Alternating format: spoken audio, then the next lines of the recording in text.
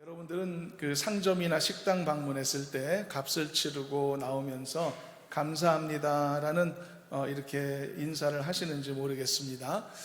그러는 분도 있을 것이고, 아마 반대로 손님이 아니고 식당의 사장님이, 또 상점의 사장님들이 오히려 더 손님들에게 감사합니다라는 말을 더 많이 할 것 같은데요.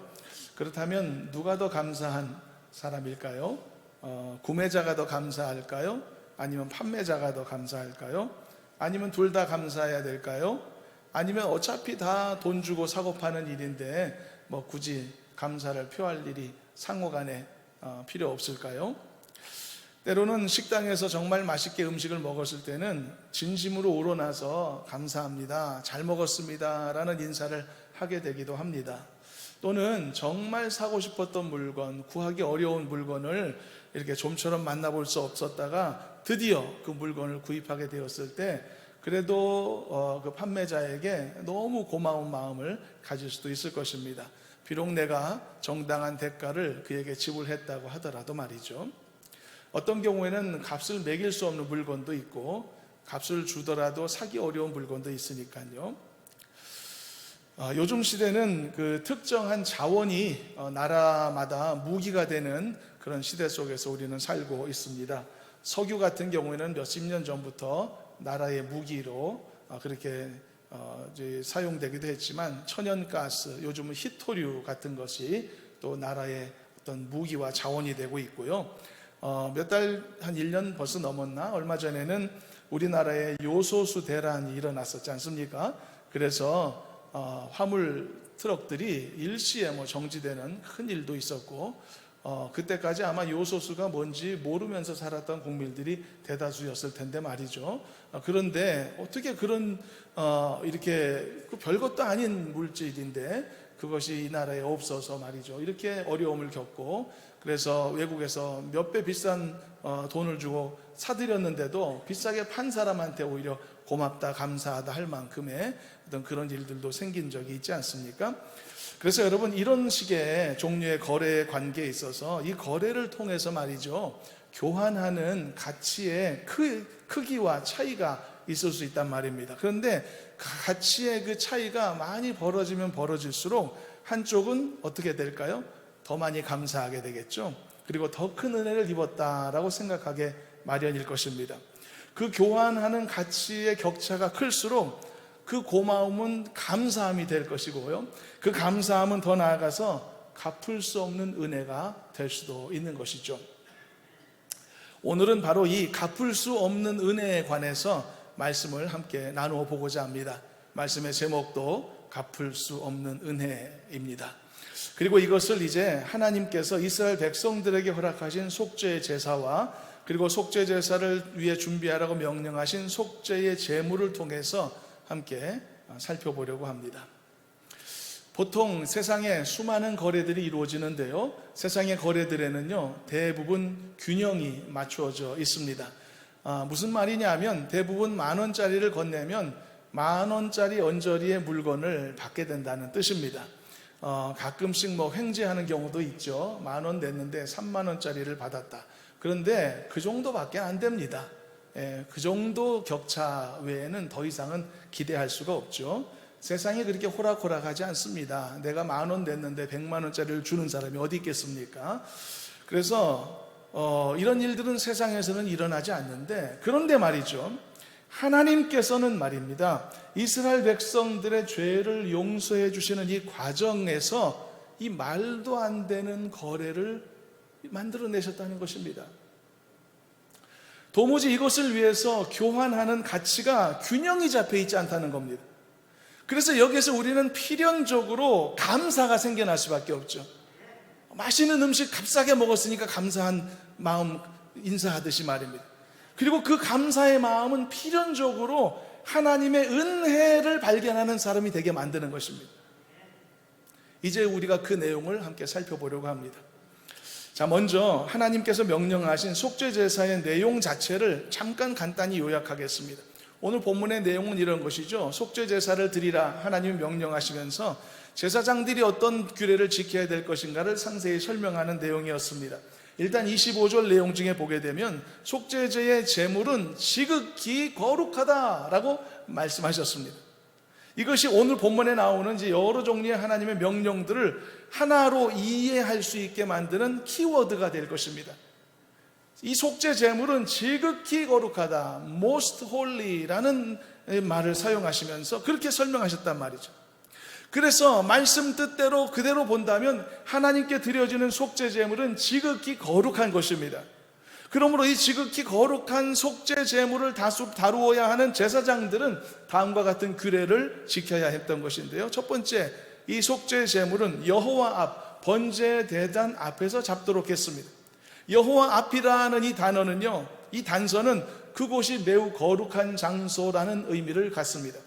그리고 둘째, 속죄 제물로부터 고기가 나오죠. 그 나온 고기는 규례에 따라서 제사장들이 이제 먹어야 되는데 그 고기는 아무 데서나 먹을 게 아니라 회막들 앞에서 먹어야 된다라고 말하고 있습니다. 거룩한 곳에서만 먹어야 된다는 의미입니다. 그러니까 이 모든 규례들은요, 하나님의 명령들은 거룩함이라는 하나의 주제의 연결고리들을 갖고 있다는 뜻이죠. 속죄 제물도 지극히 거룩한 것이라고 하셨고, 속죄 제물을 통해 나온 고기도 지극히 거룩한 고기라고 하셨고, 그러므로 그 고기를 먹는 장소도 회막 앞들 거룩한 장소에서 먹어야 된다고 하셨고, 그리고 심지어 그 고기를 먹는 사람도 아무나 먹어서는 안 되고 지극히 거룩한 직분인 제사장들이 먹어야 된다라고 말씀하셨던 것입니다. 이렇게 거룩함이라고 하는 한 가지로 이 모든 행위의 연결고리를 갖게 된 셈이 되는 거죠. 자, 그렇다면 왜 하나님께서 속죄 제사와 속죄 제물을 가지고 그것을 지극히 거룩한 것이라고 말씀하셨을까요? 그 이유는 여러분, 이 제물은요, 나의 더러운 죄를 대신하는 것으로서 하나님께 드려질 수 있기 위해서, 또한 하나님이 그것을 기꺼이 받으실 수 있기 위해서는 필연적으로 그 제물이 무엇이든 거룩한 것이 되어야만 했기 때문인 것입니다. 그래서 인간이 말이죠, 속죄 제물을 드릴 때에는 흠 없는 것으로, 최상의 것으로 정성을 다해 하나님 앞에 드려야 했었던 것이죠. 그러나 여러분, 우리가 알아야 될 것이 있습니다. 내가 흠 없는 것으로 정성스럽게 드렸다고 해서 그것이 자동적으로 지극히 거룩한 속죄 제물이 되느냐? 그건 아니라는 것입니다. 어차피 드려진 속죄 제물을 거룩하게 하시는 이는 그 속죄 제물을 기꺼이 받으시기로 결정하시는 하나님이시기 때문인 것입니다. 내가 아무리 정성을 다하고 최선을 다한다고 하더라도 나는 거룩함을 생산해낼 수 없는 존재인 것입니다. 여러분들은 거룩한 성도 맞으시죠? 거룩한 성도 맞으시죠? 여러분 거룩한 성도입니다. 그런데 어떻게 그 이름을 얻었습니까? 거룩함이 여러분들에서 샘솟고 있습니까? 그래서가 아니라는 것입니다. 나는 여전히 부족하고 연약한 존재지만 하나님께서 나를 거룩한 존재로 인쳐주셨기 때문인 것입니다. 그래서 나는 거룩한 성도입니다. 내 안에 거룩함이 있어서가 아닙니다. 거룩함은 내가 못 만들어내는 것입니다. 그래서 거룩함의 발원은 항상 하나님이신 것입니다. 절대 인간은 아닌 것입니다. 그래서요, 아이러니한 일들이 생기기도 하는 겁니다. 인간은요, 명령 따라 하나님 앞에 거룩한 제물을 드려야 됩니다. 거룩한 걸 드려야 돼요. 그런데 그 거룩함의 원천은 항상 하나님께만 있단 말입니다. 뭐 어떻게 만들어 드리냐는 말이죠. 여기서 딜레마가 생기는 건 아닙니까? 예를 들어 이런 겁니다. 어떤 어린아이가 부모님 결혼기념일에 이렇게 선물을 드리고 싶단 말이죠. 근데 어차피 갖고 있는 돈이 부모님이 주신 용돈이란 말입니다. 부모님 거예요, 결국은 어차피. 그럼에도 불구하고 그 작은 아이의 정성스러운 선물을 받으면 부모님이 기뻐하게 되어 있습니다. 기뻐하는 거 어차피 내 거지만, 어차피 모든 것이 하나님의 것입니다. 거룩함도 하나님만의 것인 줄로 믿습니다. 하나님이 소유이고 하나님께서만 드러내시는 것이죠. 그럼에도 불구하고 우리가 속죄 제물을 준비하여 이 하나님 앞에 드리는 이 규례에 따라서 최상의 것으로, 흠없는 것으로 준비하여 드리는 이유가 뭐냐? 첫째, 그것이 하나님의 명령에 대한 순종의 의미이기 때문이고요. 둘째, 또한 속죄를 진정으로 원하는 내 마음의 간절함을 그렇게 표현할 수가 있기 때문인 것입니다. 그러나 어떤 상황에서도 변하지 않는 사실, 드려진 속죄 제물을 거룩하게 하시는 이는 오직 하나님 외에는 없으신 줄로 믿습니다. 바로 이 부분이, 이 사실이 이제 오늘 우리가 계속 풀어가게 될 이 말씀의 굉장히 중요한 대목이 되겠습니다. 자, 백성들은요, 최선을 다해서 준비한 속죄 제물을 하나님 앞에 가져와야 했습니다. 근데 뭘 가져왔죠? 성경을 보시면 속죄 제물을 정성스럽게 준비해 가져왔지만 그래봤자 그것은 짐승 한 마리였습니다. 짐승 한 마리가 전부였습니다. 그러니까 짐승 한 마리의 가치를 못 넘었다, 그런 뜻이 되겠습니다. 그럼에도 불구하고 하나님은 백성들이 드린 그 작은 가치를 속죄의 제물로서 기쁘게 받으셨던 것이고 그들이 지은 모든 죄를 씻어주셨던 것이죠. 자, 이것이 그래서 놀라운 은혜라고 말씀하는 것입니다. 비대칭 거래라고 말씀하고 있는 것입니다. 그래서 이것을 은혜로서 바라보며 이 말씀을 우리가 함께 살펴보고 있는 것입니다. 이처럼 여러분, 하나님이 백성들이 가져온 이 속죄의 제물을 지극히 거룩한 것으로 선언하시는 것은 마치 이런 겁니다. 평범한 것에 대해 엄청난 가치를 매기시는 것과도 같은 것입니다. 이런 일들은 잘 일어나지 않습니다, 여러분. 10,000원 건넸는데 100만 원짜리 주는 사람 세상에 없단 말입니다. 그런 일이 어디 있습니까? 100만 원짜리 물건을 누가 줍니까? 10,000원 받고. 현실에서 볼 수 없는 매우 신기한 일이죠. 아무도 그렇게 안 합니다. 그까지 사람이 가지고 온 양 한 마리가 무슨 가치가 있습니까, 여러분?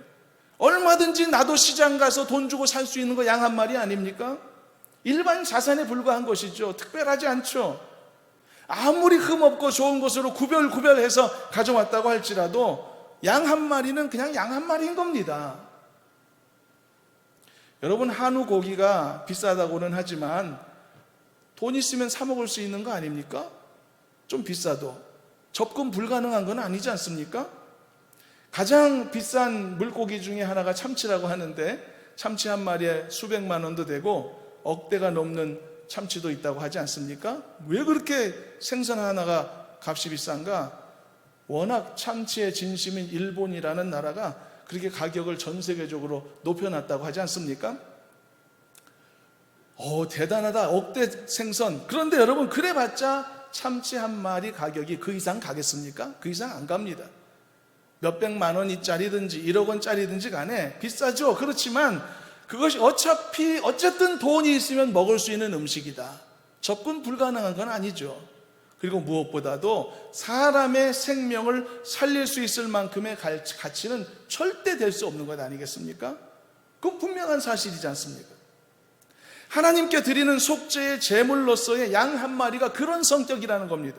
아무리 흠없는 것으로 드린다 하더라도, 가장 최상급으로 드린다 하더라도 양 한 마리는 양 한 마리인 것입니다. 그럼에도 불구하고 왜 하나님께서 이렇게 평범한 짐승 한 마리에다가 이렇게 엄청난 가치를 매기시냐는 것이죠. 어떻게 단순한 이 짐승의 고기 덩어리에다가, 이 피 덩어리에다가 이렇게 지극히 거룩하다, most holy라고 하는 이름을 붙이시며 그렇게 소중하게 받으시냔 말입니다. 이유가 있는 것입니다. 이유가, 뜻이 있는 것입니다. 어떤 착한 부자가 있었습니다. 이 부자는 사람을 괴롭혀서 착취해서 부자된 사람 아니고 성실하게 노력하고 애써서 부자된 사람입니다. 그래서 사람들의 존경도 받고 또 많은 사람들을 도와주는 착한 사람이었습니다. 그런데 어느 해 큰 기근이 닥쳤습니다. 주변에 많은 사람들이 어려움 속에서 그 부자에게 와서 식량을 구해야 했습니다. 굶어 죽을 수밖에 없었으니까요. 그런데 이 부자에게는 한 가지 원칙이 있었습니다. 어려운 사람들을 기꺼이 돕되, 많이 돕되, 그러나 그 도움을 공짜로 주지는 말자는 원칙이었습니다. 그래서 식량을 구하는 오는 사람이 있더라도 공짜로 제공하기보다는 정식으로 값을 치르고 사갈 수 있도록 했습니다. 하지만 그것만으로도 수많은 사람들이 기뻐하고 감사하면서 그 혜택을 누리며 그 어려움을 이겨나가게 되었죠. 그런데 점점 더 기근이 멈출 줄 모르더니 심각해져서 이제는 사람들이 이제 식량을 살 돈조차 없어지게 되었습니다. 그럼에도 불구하고 그 부자는 그 불쌍한 사람들을 돕기를 원했고, 그리고 그 사람들도 당연히 그 도움을 얻어서 어려움을 이겨나가고 싶어 했겠죠. 자, 그렇다면 이 상황에서 어떤 방법이 가능할 수 있을까요? 공짜로 주지는 않는다는 자신의 원칙을 깨뜨리지 않으면서 어려운 사람을 충분히 도울 수 있으려면 어떤 대안이 가능할까요? 여러분, 간단합니다. 식량을 사기 위해 온 사람들이 갖고 온 것, 그것이 예를 들어서 10,000원밖에 안 된다 할지라도 그 부자는 그 가치기를 뻥튀기 시키는 겁니다. 그래서 100만 원의 가치로 인정해 주기로 결정하면 되는 것입니다.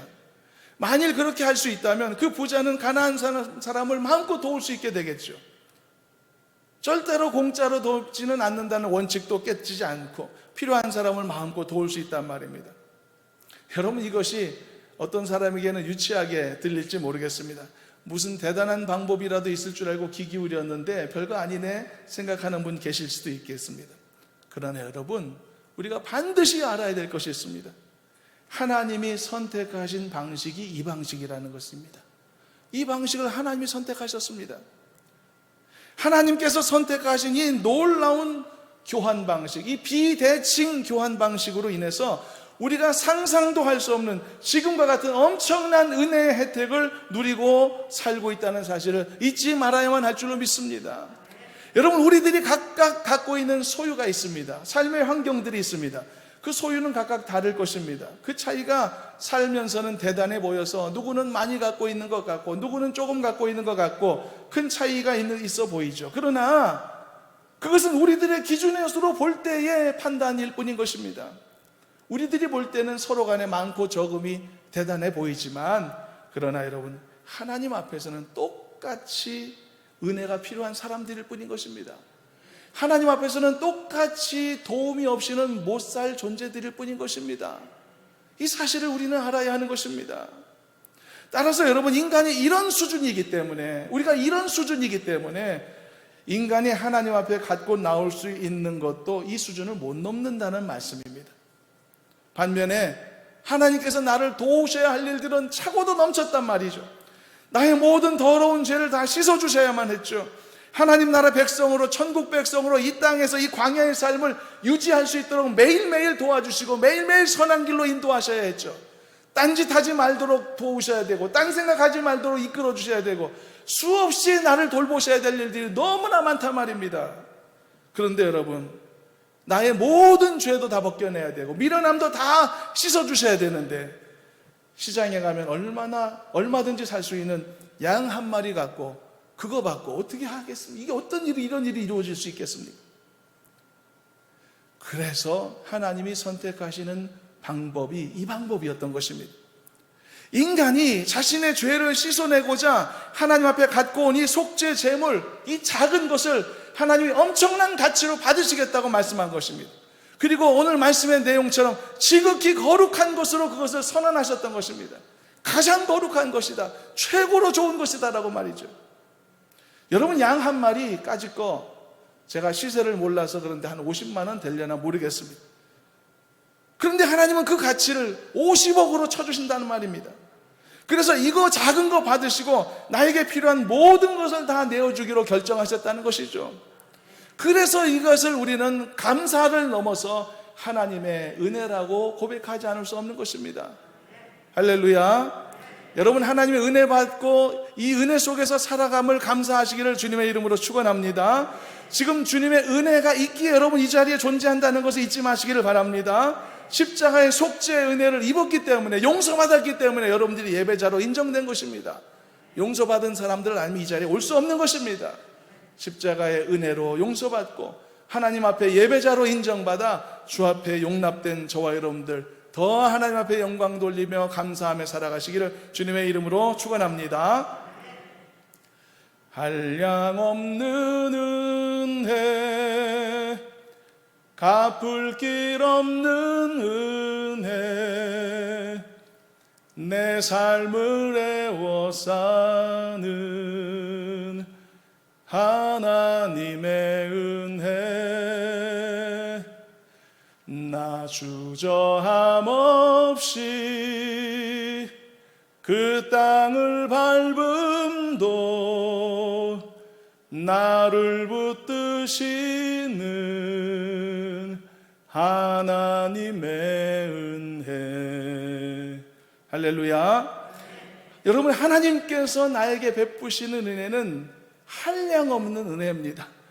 그리고 나에게 베푸시는 은혜는 갚지 못하는 은혜인 것입니다. 이게 은혜의 성격입니다. 못 갚는 겁니다. 못 갚는다.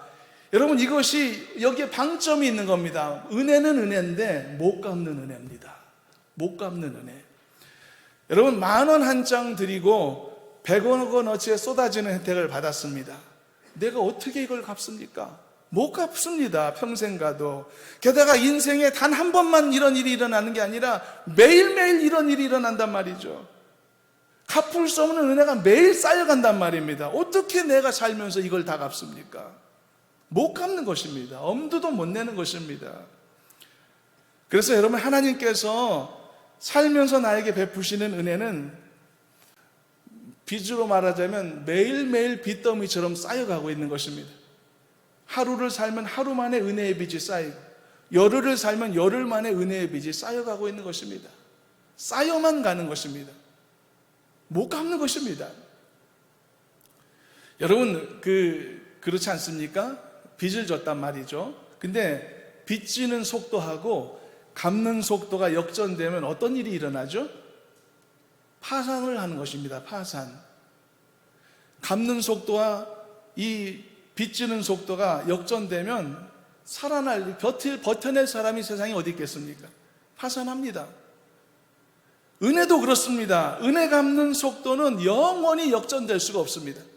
하나님이 나에게 은혜 베푸심이 너무 크고 너무 많아서 내가 은혜 갚으며 산다, 노력하고 애쓰고, 여러분, 역전되기가 어렵습니다. 그래서 우리도 모두 어떻게 보면 은혜에 있어서 다 파산자들인 것입니다. 우리는 다 은혜의 파산자들인 것입니다, 여러분. 그런데 그래도 감사한 것은 우리가 돈에 파산한 게 아니라 은혜에 파산한 사람들이니 더 얼마나 감사한 일이겠습니까? 게다가 또 우리가 무자비한 인간에게 빚진 자가 된 것이 아니라 정말 자비로우시고 한량없이 은혜로우신 하나님께 빚진 자 된 사람들이 됐으니 얼마나 이것이 감사한 일일까? 얼마나 다행스러운 일이겠습니까? 그래서 여러분, 지금까지 살아온 인생이 길면 길수록, 오래 살면 오래 살았을수록 더 많이 하나님 앞에 감사해야 할 줄로 믿습니다. 그리고 더 크게 하나님 앞에 영광 돌리는 삶을 살아야만 하는 것입니다. 어차피 갚을 수 없습니다. 한량없는 은혜를 입었기 때문에. 그러나 전심으로 하나님 앞에 은혜에 감사하고 기뻐하고 이 은혜를 귀하게 여기며 소중히 여기며 우리가 찬송하고 고백했던 것처럼 그렇게 나에게 주신 은혜가 한량없습니다, 갚을 수 없습니다, 주님의 은혜일 뿐입니다 라고 나의 이 작은 입술로 그나마 고백하며 살아가는 믿음의 삶을 살아가게 될 때 그나마 최소한의 성도의 도리를 감당할 수 있는 우리가 될 수가 있는 것입니다. 여러분, 이런 성도로 살아가시기를 소망합니다. 어차피 못 갚지만, 어차피 갚을 수 없지만 그래도 내 작은 입술로 주여 감사합니다, 갚을 수 없는 은혜 속에 살아가게 하시니 감사합니다, 이 모든 공로가 주의 공로입니다, 내 자랑 내 교만은 내려놓습니다 라고 주께만 공로 돌리고 영광 돌리며 살아가는 그나마 괜찮은 성도들이 되어지기를 주님의 이름으로 축원합니다. 그러므로 여러분, 어떤 경우라도 우리는 분명하게 알아야 합니다. 나의 어떤 노력과 수고를 통해서라도 하나님으로부터 받을 은혜를 되갚을 길이 없다. 그렇기 때문에 신앙으로 교만해서는 안 되는 것입니다. 잘난 척도 안 되는 것입니다. 자랑도 안 되는 것입니다. 은혜로밖에 설명될 수 없는 게 내 인생인데 뭘 갖고 자랑합니까? 은혜의 파산자로 살아가는 인생인데 무슨 교만함으로 뭘 드러내려고 하겠습니까? 갚을 수 없는 하나님의 은혜의 결과가 오늘 내 모습인데 말이죠. 그러므로 나는 은혜에 감사할 뿐인 줄로 믿습니다. 내가 드린 이 작은 속죄의 제물을 이렇게 크게 여기시고 지극히 거룩하다 말씀하시며 나에게 속죄의 은혜 그리고 구원의 은혜를 베푸셨으니 얼마나 귀하겠습니까? 그러나 앞에서 말씀했듯 공짜는 없습니다. 공짜는 안 됩니다. 부자가 세운 원칙이 아닙니다. 하나님께서도 그래서 나에게 은혜 베푸심에 있어 비슷한 원칙을 세우신 겁니다. 말씀 반복하지만 그까진 양 한 마리, 하나님은 받으셔도 되고 안 받으셔도 됩니다. 만유의 주인이시고 주관자신데 그게 무슨 의미가 있겠습니까? 그러나 하나님은 절대로 죄 용서는 공짜로 하지 않으시기로 하셨습니다. 진심으로 회개하는 자에게 그 은혜를 베푸시기로 결정하셨습니다. 구약시대는 약간 달랐죠. 우리가 말씀 읽은 것처럼 흠없는 속죄 제물을 정성스럽게 가져오는 것을 통하여 죄 용서의 은혜를 베푸셨습니다. 그러나 오늘날 우리는 그것조차도 필요가 없게 된 것입니다. 나를 위해서 십자가 지신 예수 그리스도를 마음의 진심으로 영접하는 자들에게, 그리고 십자가의 능력을 전적으로 신뢰하고 그 십자가의 보혈의 권세가 진짜 나의 죄를 진짜로 용서해 주시고 씻어 주신다는 사실을 믿고 고백하는 자들에게, 그리고 그 믿음으로 하나님 앞에 나와 회개하는 자들에게 이 놀라운 용서의 은혜를 베풀어 주시는 줄로 믿습니다. 그런데 앞에서 언급했듯 인간이 가져오는 대가가 기껏해야 그거밖에 안 된다고 했지 않습니까? 오늘날 우리도 마찬가지 아닐까요? 오늘 기껏해야 내가 드릴 수 있는 게 뭘까요, 여러분? 여러분은 뭘 대가로 드리실 수 있겠습니까? 아무리 봐도 내가 가진 내 작은 인생밖에 없지 않습니까? 그렇지만 가져온 것에 가치를 부풀려 주시는 이 뻥튀기 원리를 이용하셔서 나의 이 작은 인생의 헌신과 부족한 신앙 고백을 그렇게나 기뻐하시고 귀하게 여기시며 환영하시며 받아주신다는 사실이죠. 그래서 은혜가 아닙니까? 그래서 내가 이 작은 믿음을 갖고도 믿습니다라고 담대하게 말할 수 있는 것 아닙니까? 그리고 그 믿음의 고백대로 이루어주시는 능력을 경험하게 되는 것이 아니겠습니까? 여러분, 겨자씨 믿음의 이야기를 아시죠? 신약 성경에 겨자씨 믿음의 기적이 여러분 무슨 내용인지 아십니까? 겨자씨만한 나의 그 믿음으로 어떻게 그렇게 놀라운 능력을 경험하게 할 수 있었나요, 여러분? 뭐 때문이었나요? 어떻게 내 믿음은 요만큼밖에 안 되는데 어떻게 산을 옮길 만한 능력이 나타나죠? 내 믿음이 대단해서인가요? 내가 가진 믿음이 가성비가 아주 뛰어나서인가요? 그렇지 않다는 것입니다, 여러분. 이것은 알고 보면요, 겨자씨만한 나의 믿음 때문에 이런 역사가 나타나는 게 아니라 알고 보면 이것도 하나님의 은혜 때문인 것입니다. 내가 가진 믿음이 겨자씨밖에 안 됩니다. 진짜 보잘것없고 부족하단 말이죠. 그런데도 나의 이 작은 믿음을 큰 것으로 쳐주신 하나님의 은혜의 결과인 것입니다. 그래서 여러분, 이 겨자씨 비유의 말씀도요, 믿음에 관련된 말씀이 아니라 알고 보면 은혜에 관련된 말씀인 것입니다. 하나님의 은혜가 이렇게 크다, 이 사실을 우리에게 가르쳐주고 교훈하는 말씀이죠. 여러분, 우리가 하나님 앞에 드리는 기도의 행위도 마찬가지입니다. 내가 여러분 기도 행위를 하는데 여러분 만족스럽게 여러분 기도 생활 하십니까? 어떤 분들은 조금 더 많이 하고, 어떤 분들은 조금 적게 하고, 어떤 분들은 최선을 다하고, 어떤 분들은 조금 게으르고 하지만 여러분 만족스럽게 하나님 앞에 기도 생활하는 사람들이 많지 않을 것입니다. 이렇게 내가 부족한 시간을 들여 작은 정성을 가지고 하나님 앞에 기도의 재단을 쌓고 살고 있지만, 그런데도 나의 이 보잘것없는 간절함을 하나님께서 굽어 살펴주신단 말이죠. 이게 무슨 결과입니까? 무엇 때문입니까? 내 기도가 능력이 있어서요? 내 간절함이 하나님을 움직여서요? 그게 아닌 것입니다. 나의 기도의 열심과 정성이 너무 보잘것없지만 이 작은 것을 귀히 여기신 큰 것으로 받아주시는 하나님의 은혜 때문인 줄 믿습니다.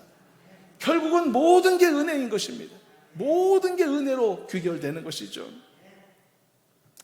그래서 아무리 오늘 말씀에서 따져봐도 내가 하나님께 드릴 수 있는 건 양 한 마리밖에 없다. 그런데 이렇게 많은 은혜를 주신다. 그러므로 이 놀라운 은혜에 감사해야 된다. 그리고 이 은혜의 정점에 있는 것이 부족한 나, 구원받을 수 없는 나를 구원하신 구원의 은혜와 속죄의 은혜이다. 이렇게 지금 말씀으로 함께 나눠보고 있는 것입니다. 사랑하는 여러분, 구원받음에 감사하시기를 바랍니다. 갚을 수 없는 은혜 받음에 감격하고 영광 돌리시기를 바랍니다. 그럴 때 여러분들의 믿음에 지침이 없고, 그리고 피곤함이 없고, 낙심함이 없고, 항상 넘치는 힘과 활력으로 하나님 앞에 영광 돌리는 여러분 되실 줄로 믿습니다.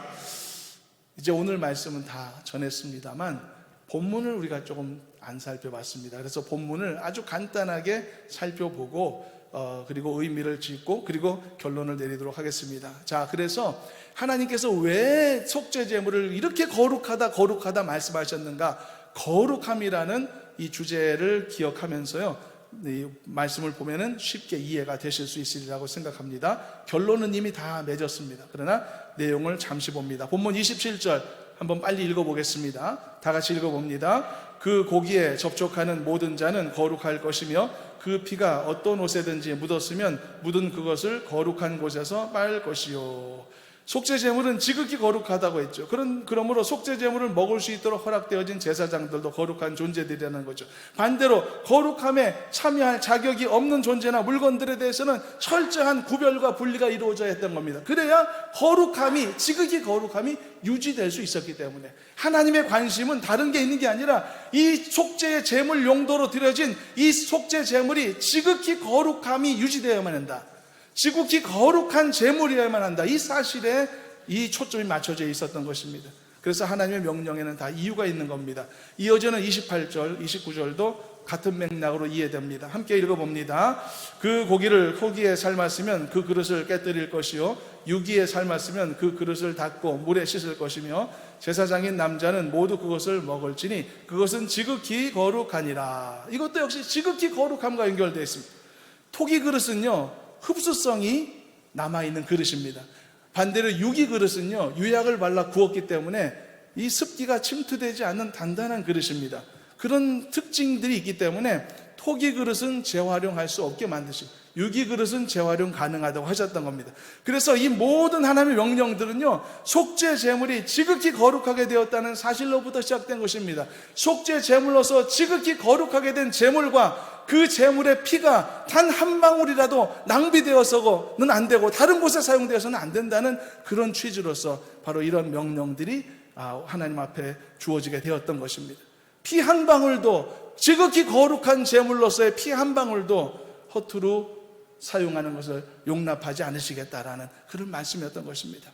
자, 결론으로 우리는 이제 한 가지 사실을 깨달았습니다. 이런 속죄 제사들의 규례들은 제사장들을 괴롭게 하거나 피곤하게 만드는 복잡한 규례가 아니었던 것이죠. 이렇게 드려진 속죄 제물의 가치를 최대한으로 끌어올리시기를 원하시는 하나님의 뜻이 있으셨던 것입니다. 결국은 우리를 위해서 이것을 대가로 우리에게 넘치는 은혜와 속죄의 축복을 허락하시기 위해서 바로 하나님께서 이런 명령을 하셨다라고 하는 사실들 우리는 확인하게 되는 줄로 믿습니다.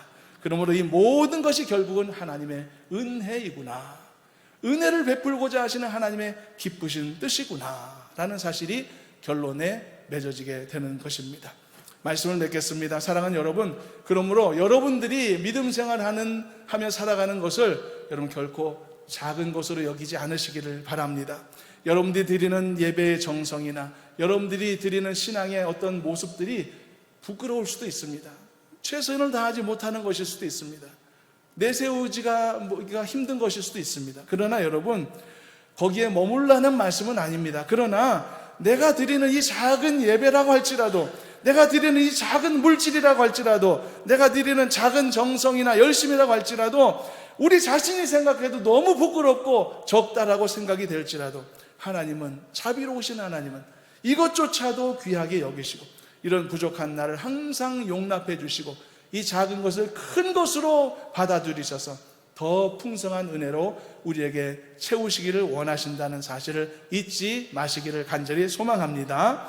구약의 백성들이 그래서 나름대로 최선을 다하여서 흠없는 이 짐승으로 속죄제사를 드렸던 것처럼 우리 자신들도 우리의 삶의 환경 속에서 가장 최고의 정성을 담아서 진심을 다해서 우리의 순결한 믿음의 삶을 주님 앞에 올려드리고 작은 예배 때마다 우리의 개인의 기도 때마다 최선을 다해 하나님 앞에 간절함으로 기쁜 마음으로 나아가게 될 때에 우리는 더 하나님 앞에 인정받고 또 하나님의 칭찬받는 사랑받는 성도들이 될 줄로 믿습니다. 오직 겸손한 마음으로 주신 은혜 감사하며 건강하게 지금보다 더 귀하게 믿음의 길을 잘 걸어가시는 우리 모두가 되기를 주님의 이름으로 축원합니다. 기도하겠습니다. 주님 감사합니다.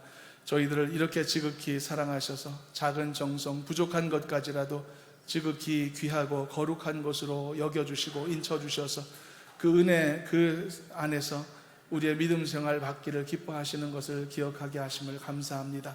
우리가 낙심치 않도록 인도하여 주시옵시고, 작은 것 안에서도 하나님이 베푸시고 행하실 크고 귀한 일들을 소망할 수 있는 저희들이 다 되어지도록 인도하여 주시옵소서. 우리의 믿음은 겨자씨 같고 우리의 기도는 연약하고 부족함이 많을지라도, 그러나 작은 것을 통해 큰 것을 이루시는 놀라운 기적을 볼 수 있도록 인도하여 주시옵소서. 예수님의 이름으로 기도하옵나이다. 아멘.